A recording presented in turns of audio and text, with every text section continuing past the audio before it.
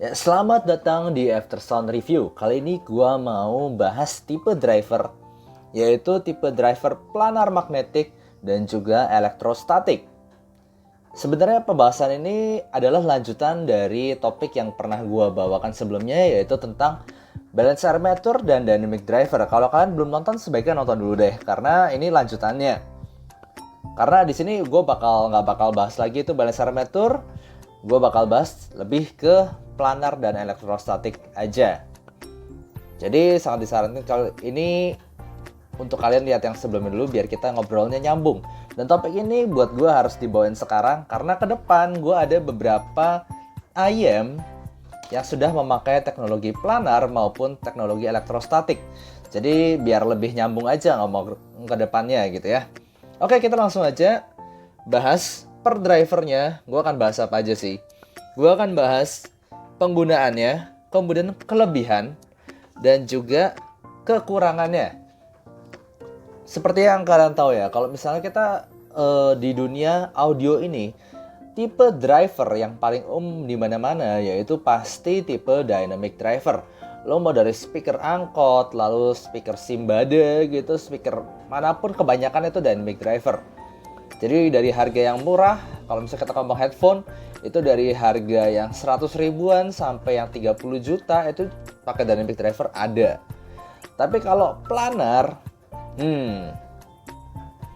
kalau planar headphone itu pasti masuknya level juta. Nggak ada yang ratusan ribu. Dan sama juga dengan IM juga sama. IM itu balance armature ataupun dynamic driver ada yang mulai harga 100 ribu, 200 ribu itu ada. Tapi kalau kita ngomongin planar, itu pasti udah masuk level juta. Jadi jelas ini driver yang mungkin suaranya bukan berarti semua orang bakal ngerasa oh ini tipe driver terbagus. Nggak. Tapi memang lebih susah dan secara umum lebih bagus dibanding dynamic driver yang biasa. Oke, kita bahas saja apa sih planar magnetik itu. Jadi planar magnetik gue ada gambarnya nih, gampangnya untuk construction-nya Audeze. Planar magnetik itu sebenarnya dari headphone sih yang gue nggak tahu speaker dulu apa headphone dulu, mestinya kayak speaker sih. Cuma ya gue lebih bahas portable audio. Gue taunya pasti headphone duluan, baru IM punya teknologi planar itu.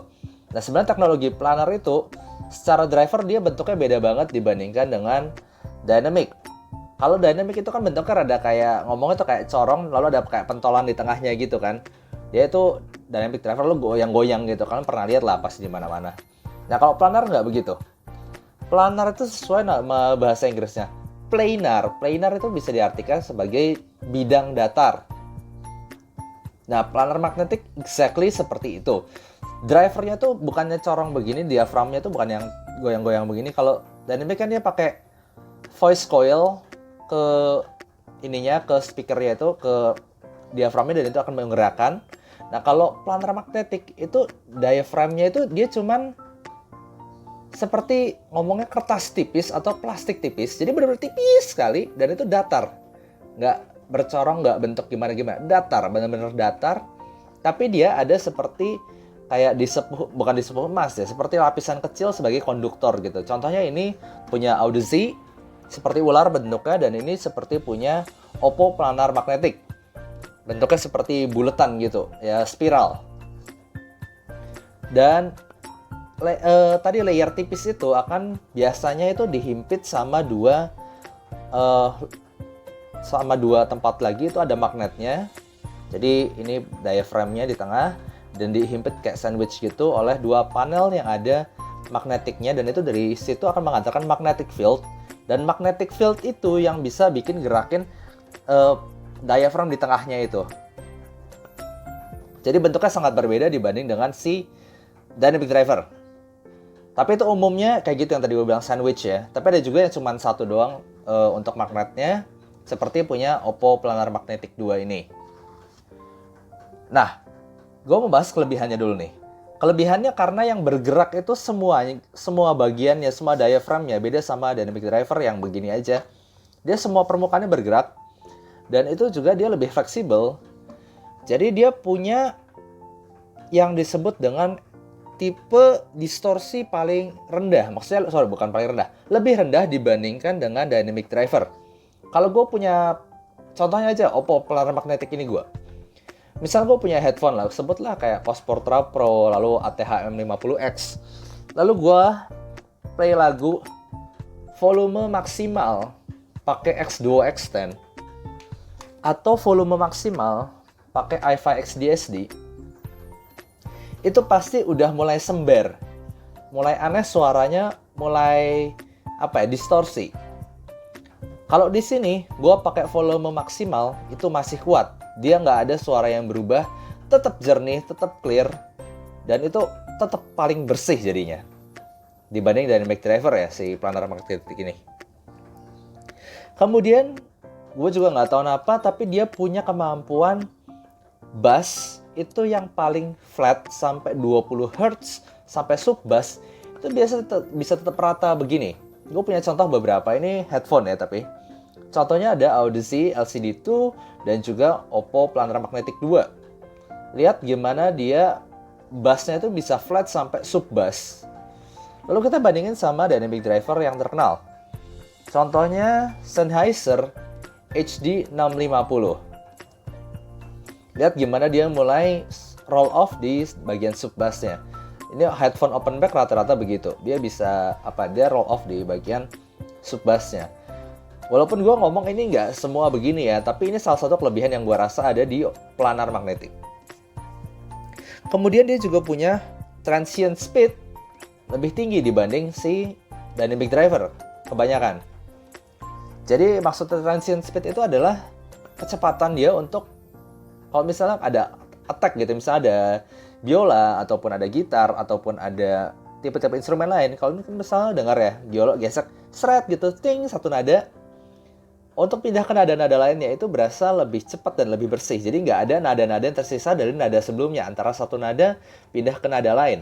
Kalau misalnya di dynamic driver jadi berasa lebih lambat. Ini nggak ada hubungannya sama bright apa enggak ya. Ini kecepatan perpindahan nada gitu ngomongnya. Transient speed. Jadi jelas secara overall kualitas dia punya kemampuan driver yang lebih mumpuni dibanding dynamic driver. Soal suara enak apa enggak itu urusan kalian, karena rasanya beda. Gue ngomong secara kualitasnya aja, bukan secara enak apa enggaknya ya. Tapi kemudian ada kekurangannya. Yang pertama pastinya harganya lebih mahal.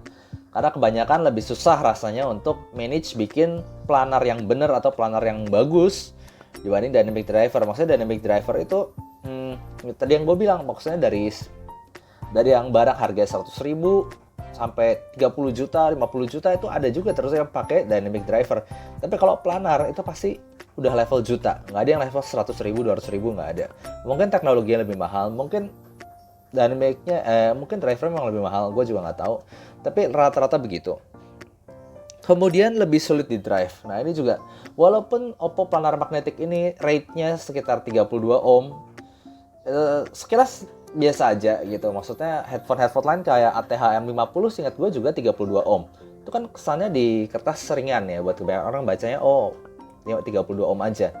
Tapi ketika di drive, ketika kalian nggak punya source yang mumpuni, yang nggak terlalu powernya gede, itu berasa melempem dan bisa mendem. Jadi terutama melempem bassnya itu loh, bassnya nggak benar-benar bisa ngasih bass yang bagus seperti flat yang Planar Magnetic yang biasa gitu. Jadinya sangat disarankan untuk kalian punya source yang cukup mumpuni. Contohnya aja seperti Ayam, bahkan Tin P1. Tin P1 itu harganya sekitar ya 2 juta kalau nggak salah, 2 jutaan. Dimana dia itu kalau misalnya pakai HP doang itu berasa ngos-ngosan, nggak cukup kenceng, nggak cukup bagus suaranya. Tapi kalau dikasih power yang benar, suaranya itu mantep banget. Lalu kemudian Planar Magnetic itu juga biasanya kalau di headphone itu berat. Karena lempengan magnetnya itu loh, lempengan magnet kalau di headphone itu kan dia lebar, ya kalian tahu lah magnet ya, magnet berat, jadinya ini kesannya tipis si Oppo PM2 ini. Tapi kita lihat nih, tipis banget ya. Ini bukan drivernya ya, ini cuma kayak filternya aja. Driver tuh di dalamnya lagi, lihat nih, tipis kan? Tapi lumayan berat loh. Lumayan berat konstruksinya, dan dia itu apa ya? Ya walaupun flat gitu dia rada berat. Lalu kemudian teknologi kalau di IM untuk planar ini, gua rasa ini masih seperti rada apa ya, belum bisa diproduksi massal seperti balancer meter ataupun dynamic driver yang biasa. Karena contoh seperti di IM yang punya planar magnetik, itu kan contohnya cuma dikit. Paling Odyssey, lalu Unique Melody, lalu ada sekarang yang baru Gold Planar. Tapi itu pun bentuknya biasanya nggak terlalu kayak IM biasa. Rada besar, Tin P1 juga gitu. Tin P1 tapi rada kecil. Tapi rata-rata yang besar itu yang rada gede. Seperti iSign, ini contoh gambarnya. Dan juga Gold Planar, itu juga gede tuh. Ini yang benar-benar bisa ngasih bass ala planar. Benar-benar deep, dalam, tapi cukup cepat. Itu yang gue suka dari planar. Tapi kalau misalnya yang rada kecil bentuknya, contohnya Tin P1 dan juga Unique Melody yang planar, itu buat gue kayak nggak terlalu bisa ngasih bass dalam ala planar. Gue nggak ngerti apa itu emang ada hubungannya dengan bidang luasan drivernya itu sendiri apa enggak, tapi itu yang gue rasakan. Gitu aja. Jadi begitulah planar. Dia flat, datar, tapi dia fleksibel, dia distorsinya rendah, dan juga punya kemampuan flat bass yang bisa sampai deep banget. Kemudian gimana dengan elektrostatik? Nah, elektrostatik itu berbeda dengan yang lainnya juga. Sebenarnya kalau kita ngomongin bentuk driver aja, itu seperti planar. Ini ada contoh gambarnya. Dia tetap diaframnya itu tetap, membrannya itu tetap tipis sekali. Tapi kali ini nggak ada alur untuk konduktornya itu seperti planar tadi ya. Dia cuma tipis gitu, lalu dia akan dilapisin juga seperti tadi, sandwich lagi. Tapi kali ini bukan oleh magnet, tapi oleh lempengan yang akan dialurkan listrik, di mana aliran elektrostatis listrik tersebut yang akan menggerakkan diaframnya. Dan dari situ dia akan menghasilkan suara yang nyampe ke kuping kita selanjutnya. Nah, tapi elektrostatik ini merupakan yang paling langka dibanding yang driver-driver lainnya. Jadinya secara harga juga mahal. Kalau kita ngomong headphone ya, dunia headphone, itu kan planar dulu Odyssey atau Oppo gitu, kalian bisa dapetin minimal harus budgetnya sekitar 5 juta 6 jutaan. Sekarang kayaknya ada yang lebih murah 2 juta 3 juta udah dapet lah planar. Lalu kemudian elektrostatik, setahu gue paling murah yang bener elektrostatiknya itu Stax L300, dimana dengan Energizer itu harganya bisa kalau nggak salah 13 jutaan. Jadi udah di atas 10 juta ya levelnya. Memang paling mahal jadi kita kalau ngomong elektrostatik yang benar ini. Dan dia juga itu cukup unik karena kalian nggak bisa ngedrive pakai colokan 3,5 begini pada umumnya. Kalian harus punya satu amplifier khusus, di mana amplifier khusus itu yang akan mengalirkan listrik. Contohnya aja kayak Sennheiser HS1, Sennheiser Orpheus, lalu kemudian Stax System, itu harus punya amplifier khusus buat elektrostatik. Dan kalian colokannya nggak bakal 3,5 mm begini, nggak bakal. Sama juga seperti Shure KSE 1500, dia punya energizer kecil gitu, dia punya amplifier khusus, dan itu juga untuk ngalirin listrik dan bikin suaranya ada gitu. Jadi nggak bisa pakai colokan biasa. Nah, kebaikan dari elektrostatik ini, kelebihannya itu yang penting adalah satu, dia distorsi paling kecil dibanding semuanya. Kalau bisa kita ngomong suara, dia paling bersih. Dan juga dia punya transient response paling cepat. Jadi perpindahan nada itu cepat sekali. Kita dengar biola di situ, dengerin dentingan itu cepat, tapi super clear, super detail. Gue nggak ngomong bright-nya loh ya. Jadi kadang-kadang nggak terlalu bright, kenceng, piercing treble ke telinga lu, nggak. Bisa juga smooth, tapi cepat sekali. Jadi itu rasa yang berbeda dibanding dynamic driver, dimana kalau kalian mau dengar detail cepat itu kan biasanya kudu bright ya. Ini tuh nggak perlu bright, tapi detail banget perpindahan nadanya. Tapi tadi ya kekurangannya gue juga udah sebutin. Dia harganya mahal, lalu ya tadi butuh amplifier khusus, dan rata-rata bassnya itu lemah. Contohnya tadi kayak Shure KSE 1500 itu bassnya tuh nggak bakal ceduk gitu, nggak. Dia dek gitu. Jadi nggak bakal nonjok sampai ke dalam kayak yang dirasakan seperti di dynamic driver ataupun planar. Jadinya kalau bisa di headphone kita ngomongin planar itu juga yang bisa ngasih bass kuat ada, tapi itu sangat dipengaruhi dengan tadi yang gue bilang, amplifier khususnya itu sangat berguna. Ada yang bisa ngasih bass, ada yang nggak bisa. Jadi rata-rata umumnya, gue ngomong umumnya aja ya, itu bassnya lemah. Nah, tapi kalau di IEM, setahu gue yang bener-bener pure electrostatic single driver, itu cuma Shure KSE 1500 doang. Dan, ada lagi, Stax ya. Stax SR002 dan Stax SR003 kalau nggak salah. Itu pure IEM, tapi ya tadi gue bilang harus pakai amplifier khusus. Nah, tapi IEM lainnya kayak Fit Ear S, lalu kayak yang gue punya, lalu juga kayak Kinera Nana, atau juga Movases Trio, itu kan terus ada pakai elektrostatik. Nah, elektrostatiknya tuh rada beda bentuknya, dia lebih dikecilin lagi. Jadi kalau misalnya kalian lihat di websitenya Sonyon tuh yang bikin drivernya, Sonyon S, itu seperti balancer meter bentuknya. Dan itu sendiri hanya digunakan sebagai tweeter, alias nggak full range. Jadi satu driver itu nggak bakal bisa full range. Biasanya cuma untuk frekuensi khusus, dan Sonyon S, Sonyon elektrostatik, itu harganya mahal dan biasa hanya digunakan untuk treble-nya aja. Contohnya kayak Movases Trio. Kinera Nana gue rasa dia pakai juga sih untuk mid range-nya. Tapi yang pakai elektrostatik yang tadi yang gue bilang kecil itu yang nggak full range, itu biasanya dipadukan dengan driver lain seperti balancer meter ataupun dynamic driver. Karena simply dia nggak bisa ngasih bassnya. Nggak kuat. Gue baca juga itu nggak kuat ya karena nggak ada amplifiernya tadi itu. Jadi elektriknya, charge-nya itu kurang kuat, gerakannya itu nggak bisa ngasih bass kan gerakannya boom gitu ya, rada gede. Nah kalau di situ dia nggak terlalu bisa ngasih gerakan bass-nya itu sendiri. Lalu kemudian ada juga dibilang bukan elektrostatik tapi juga elektret atau magnetostatik, dimana sebenarnya kan elektrostatik itu perlu di charge pakai amplifier khusus. Nah dengan untuk memberikan charge elektrik. Nah, katanya elektret itu dia udah punya charge elektrik di dalam drivernya itu sendiri, tapi jadinya kayak tadi cuma bisa digunain sebagai tweeter aja atau yang handle frekuensi tinggi aja, nggak bisa digunain sebagai frekuensi bass. Contohnya seperti ini.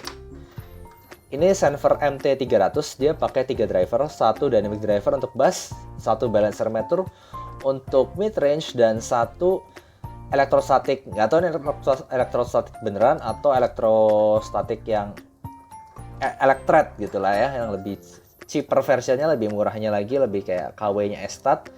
Tapi tulisannya sih S, elektrostatis, cuma ya nggak tahu lah ya. Nah itu dia sebagai tweeternya aja, sebagai untuk frekuensi tingginya aja.